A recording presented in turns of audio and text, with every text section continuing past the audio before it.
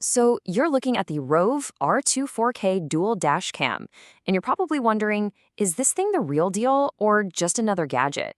Well, we've dug into a rigorous 1,200-mile real-world test to break it all down and see if it's actually worth your money. You know, the story of why you need a good dash cam, well, it usually starts with the moment a bad one completely fails you. And that is exactly what happened here. And this quote, man, this just says it all, doesn't it? It gets right to the heart of the problem with so many of these budget cameras. They promise you the world, but when you actually need them, they just don't deliver. Okay, so picture this. You're cruising down the highway and bam, a semi-truck tire just disintegrates right next to you. It's a scary moment for sure, but the real kick in the pants came later. When the reviewer checked the footage from his so-called 4K camera, it was useless. Just a blurry, pixelated mess. All the crucial details were just gone.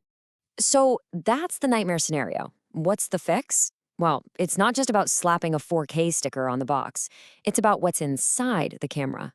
Let's dig into what really sets this ROVE cam apart. The magic ingredient here is something called the Sony Starvis 2 sensor. Now, this isn't some cheap chip they repurposed from a webcam. No way. This is professional-grade surveillance tech, specifically built to work in the worst possible lighting, whether it's a pitch-black night or the blinding glare of the sun. And this right here is why that matters. The techie term is dynamic range, and the Starvis 2 gives you a 78% improvement. So what does that actually mean for you? It means the camera can see details in the brightest brights and the darkest shadows all at the same time. Nothing gets washed out or lost in the dark. And boom, here's the perfect example. A standard sensor sees oncoming high beams and just throws its hands up. You get a giant white blob, and that license plate? Totally unreadable. But with the Starvis 2, the glare is under control and the plate is perfectly clear. That's your 78% improvement in the real world. This quote just drives the point home. Having a clear, readable license plate isn't just a neat feature. In a hit and run, it could literally be the single piece of evidence that turns an unsolvable crime into an actionable police report. But listen, a great sensor is only part of the puzzle. A truly reliable dashcam also has to be fast, tough, and just plain well built. So let's see how these other features stack up. If you've ever been in an accident, the last thing you want to do is sit there waiting for a video to download. Most dashcams use this slow, old 2.4 gigahertz Wi-Fi. We're talking 5, even 8 minutes for one clip. The ROVE uses 5G Wi-Fi, and the difference is, well, it's pretty staggering. 11 seconds.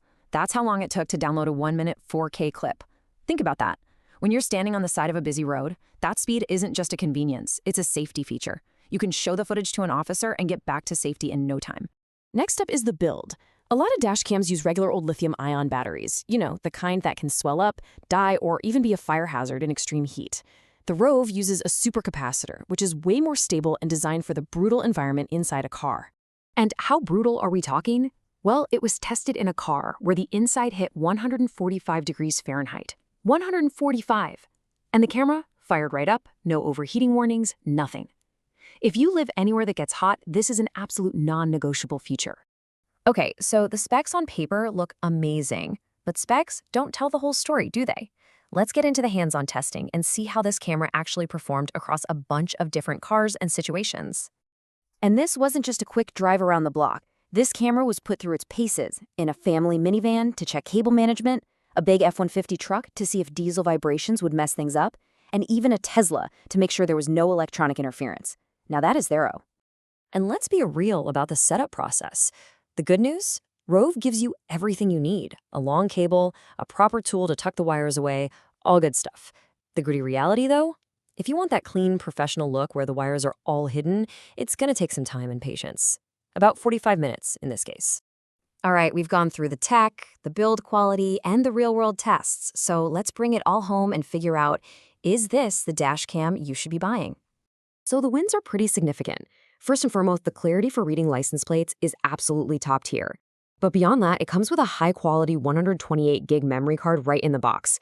It gives you voice alerts so you actually know it's working, and, this is a big one, it's backed by a US-based support team in Chicago that you can actually call. But hey, it's not perfect. The biggest letdown is that the rear camera is only 1080p, not true 4K like the front one.